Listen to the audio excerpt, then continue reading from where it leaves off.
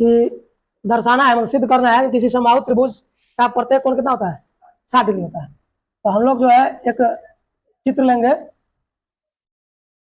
A B C, प्रत्येक भुजा क्या है, बराबर। काहे लिए, काहे से कि जब समबाहु त्रिभुज कहा है तो समबाहु त्रिभुज का प्रत्येक कोण क्या होता है, बराबर होता है।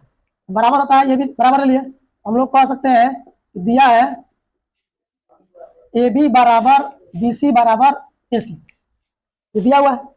हम लोगों को सिद्ध क्या करना है, सिद्ध करना है, सिद्ध करना है कि कोण ए बराबर कोण बी और कोण सी सब का सब कितना होगा, मतलब ए बी सी तीनों 60 डिग्री होगा।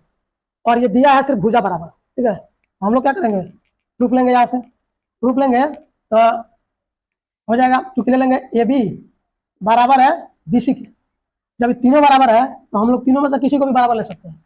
ए बी और बी सी बराबर ले लिए, तो जब ए बी बराबर बी सी है और ये बात दिया हुआ है, ठीक है, तो हम लोग कह सकते हैं कि ए बी के सामने का कोण सी और बी सी के सामने का कोण कौन होगा, ए।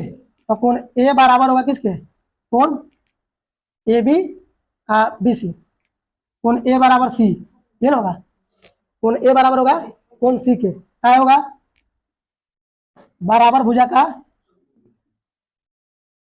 सम्मुख कोण से होगा, बराबर भुजा का सम्मुख कोण होगा, ए और सी बराबर हो गया। दूसरा ले सकते हैं, क्योंकि ए बी ले सकते हैं किसके बराबर, ए सी के बराबर, ए बी ए सी भी ले सकते हैं। तो ए बी ए सी ये भी दिया है, तो हम लोग ए बी बराबर ए सी, ए बी के सामने का कोण और ए सी के सामने का कोण, कोण बी जो होगा वो कोण सी के बराबर होगा, ये भी क्या होगा, बराबर भुजा का समूह कोण, ठीक है, बराबर भुजा का समूह कोण। तीसरा लेंगे, ये भी है, ए बी बी सी ले लिए, ए बी ए सी ले लिए, अब क्या लेंगे, बी सी ए सी लेंगे। बी सी बराबर किसके है, ए सी के, बी सी ए सी बराबर है, तो बी सी का देखो, बी सी के सामने ए और ए सी के सामने बी, तो कोण ए बराबर हो जाएगा कोण बी के, ये भी होगा बराबर भुजा का सम्मुख कोण से,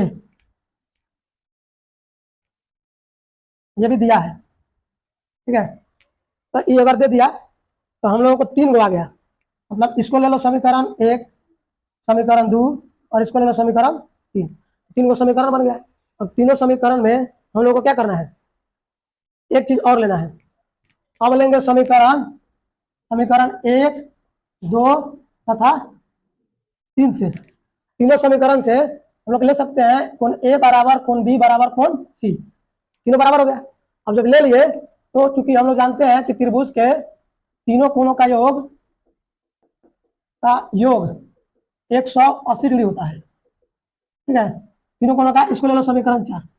अब तीनों कोणों का जोड़ 180, तो कह देंगे कोण ए प्लस कोण बी प्लस कोण सी बराबर 180 डिग्री।